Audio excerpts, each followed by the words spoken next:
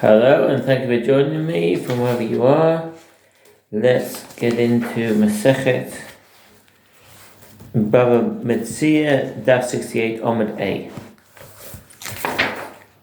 So finishing off on the last Omid. The comparison is as follows. With regard to ancestral field, is it not the case that even though he consumed abundant produce over the course of the year, nevertheless the most states in the Torah that he redeemed it at 4 dinars a year, despite the fact that the produce is worth more?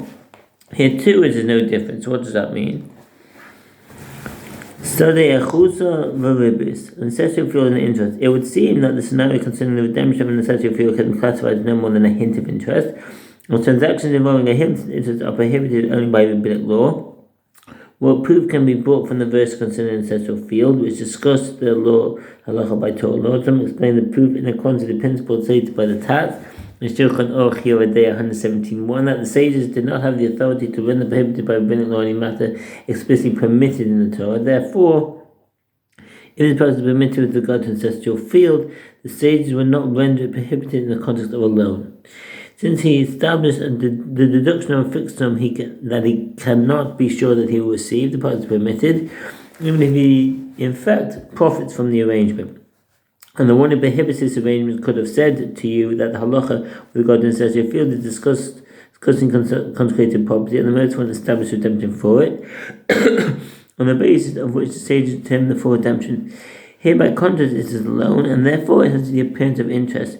Rashi said, the elders of the town of Mahasa, So what's Mahasa? There's a little map here in the Quran. This was a small town in Babylonia near Sur. It was the home of Rashi, and the town was edited there. In the later times, Sur and Mahasa apparently merged, becoming a single town.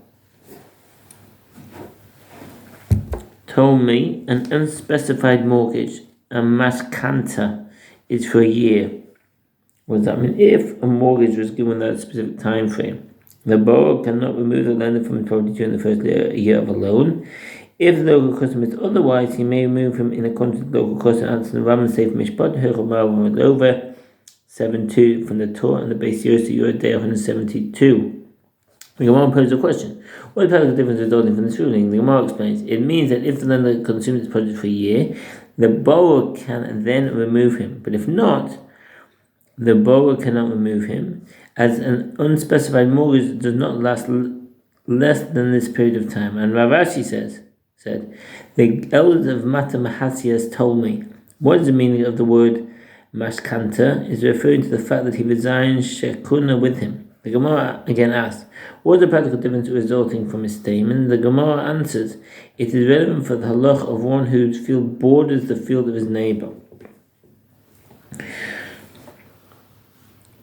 Dina Bava Metzia, the halacha of one whose field borders the field of his neighbor. There is halacha that when one sells his field, the owner of a bordering field has the right of first refusal, and he can compel the buyer to let him have it. Although, of course, he must reimburse him for his purchase. This halacha is based on the command, you shall not do that which is right and good. So you shall do that which is right and good in Deuteronomy 6:18, since it makes no difference to the seller who purchases his field, whereas the neighbor has a legitimate reason to want this particular field, as it is certainly easier to work and guard two contiguous plots. It would be unfair not to grant ownership to the one who would benefit most. This halacha applies only to a sale, as in the case of a gift, the owner might have his reasons for preferring the other individual. According to Rashi, this means that the individual in possession of the mortgage field is automatically considered the one whose field borders that of the neighboring field, and has first right to purchase that field, even before others owning land bordering the field being sold. The Ramban, and also the Rambam and the Rashba, explain that the Gemara is in fact ruling in the opposite manner. A mortgage field resides with him temporarily, and therefore it grants the holder no right at all to bordering field. Rabbi Moshe Kodover explains that the Gemara in a different manner, that if one wants to mortgage his field, his neighbor has first rights to accept the mortgage. If one mortgages his field and then sells it to the one whom it was mortgaged, the owners of the neighboring fields cannot claim precedence. If he sold to another and the owner of the mortgage cannot remove the buyer, even if he is not from the neighbouring field, some authorities maintain that the one in possession of a mortgage can remove an outsider who bought the field. That's from Ramah cited in the Torah Mordechai. The Ramah maintains that the owner of the mortgage can remove the buyer, even if he was an owner of a neighbouring field, provided that the giving of the mortgage was not an act of subterfuge designed to allow the field's owner to avoid selling the field to the neighbour. Bava Metzia Daf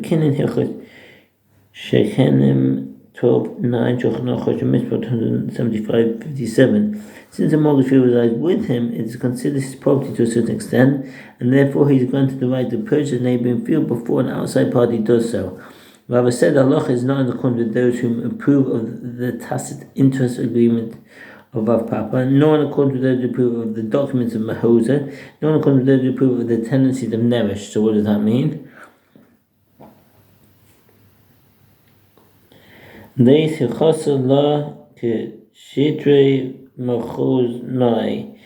who enters into a joint business venture with another may not add the expected profit to the principal in case the undertaking fails to earn the full profit, which will result in the borrower paying interest. Similarly, one may not give money as part of a business deal and write that it is a loan in case the uninformed heirs demand the entire sum, even if the venture involved a loss.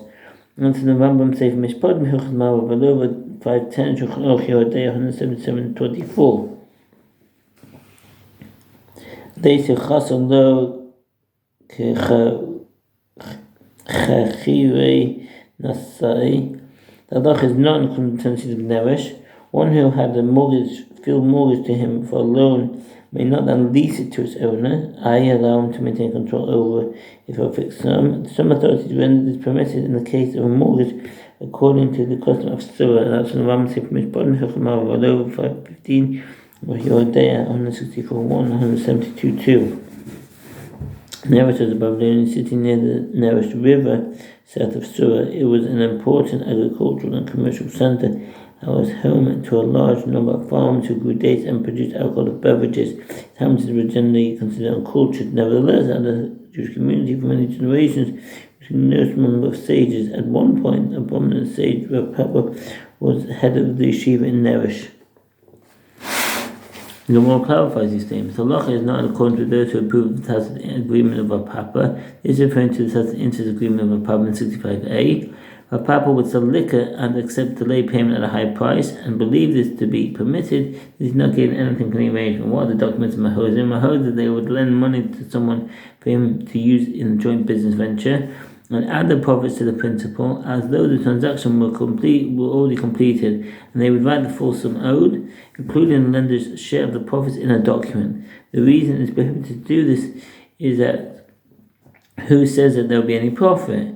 It is possible that the borrower will suffer a loss or earn less than expected, and he will eventually be paying interest if he pays the full amount recorded in the document.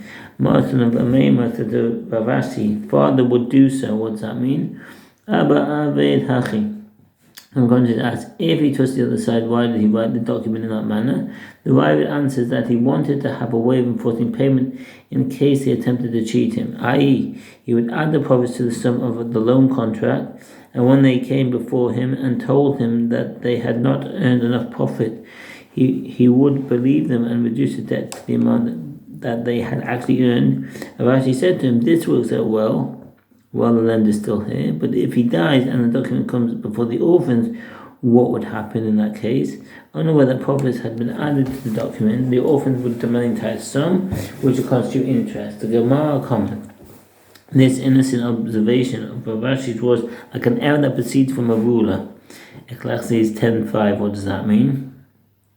The Talmud relates several incidents with regard to a scholar who was not careful about what he said and let slip a harsh comment, which, although it was not meant as a curse, had the effect of making his words come true. And Amema died shortly afterwards.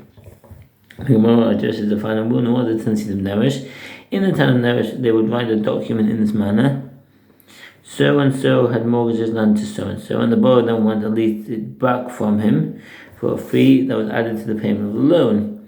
This transaction is problematic. When did the lender acquire it? such that he can subsequently transfer it back to the borrower.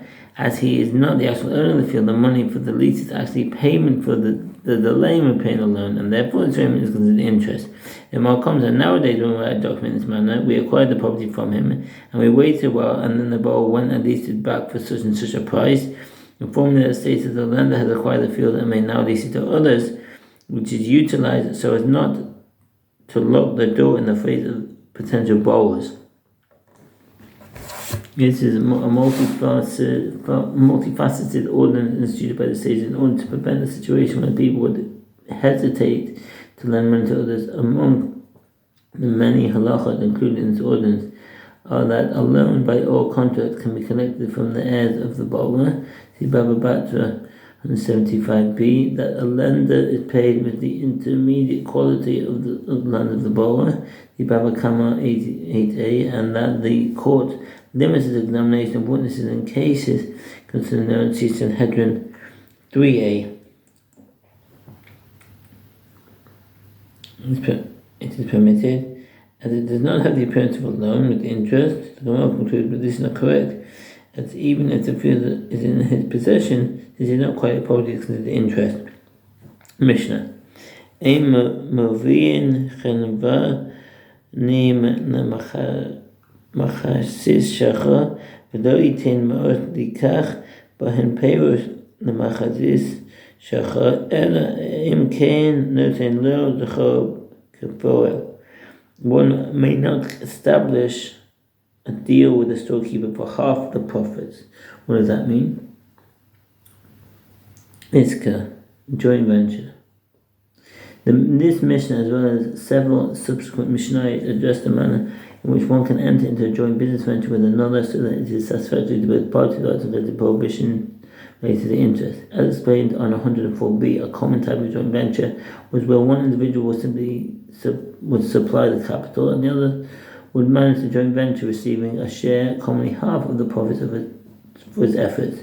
The halachic issue at hand is that this arrangement can be viewed as one where the investor is lending half of the invested capital to the manager, with the manager agreeing to supervise the venture in exchange for receiving a loan, providing this service in exchange for receiving an entitlement to paying interest. If one gives money or produce to another as a business deal, for which responsibility for half of the potential loss is upon the giver, and responsibility for the other half is upon the recipient, this is prohibited. Consequently, in order for the arrangement to be permitted, the lender must pay the daily wage of an idle worker who is prevented from performing his usual labor, and that's the Ram Sefer Mishpat Mechach 59 Shulchan Aruch 177.5. Permitted for one to provide a storekeeper with produce for him to sell in his store, with half the profits going to the lender. In such an arrangement, the storekeeper himself is responsible for half of the loss from the venture, effectively rendering half of the produce as a loan to the storekeeper. The lender remains responsible for the other half of any loss, and the storekeeper provides a service by selling his produce for him. This service is provided free of charge. This service, if provided free of charge, is viewed as interest paid for the loan, and is prohibited. And similarly, one may not give a storekeeper money with which to acquire produce for the storekeeper to sell for half the profits. These activities are both prohibited unless the owner gives the storekeeper his wages or the salaried labor hired to sell the produce, after which he can divide the remaining profits. One may not give eggs to another place to place chickens on them in exchange for half the profits. One may not appraise calves or foals in order to raise them for half the profits. These activities are prohibited unless the owner gives the wages for his toil and the cost of the food he gives to the animals in his temporary care. All this applies when the lender establishes a fixed minimum profit he insists on receiving regardless of what happens to the animals. But one may accept calves or foals to raise as a joint venture for half of the earnings, with one side providing the animals and taking full responsibility for losses, and the other providing the work and the sustenance, and the one raising them may raise them until they reach 1/3 of the maturation. Maturation, according to the Rambam's commentary on the Mishnah, the term Lashin does not mean one third of the maturation, but rather until they are 3 years old.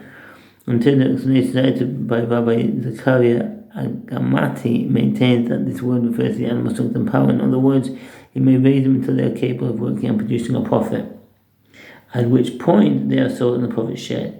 And with regard to a donkey, it can be raised in this manner till it's large enough to bear load. Sages taught when the Mishnah states that the owner must pay the manager of the venture as a salaried laborer, it means he must pay him as an idle laborer.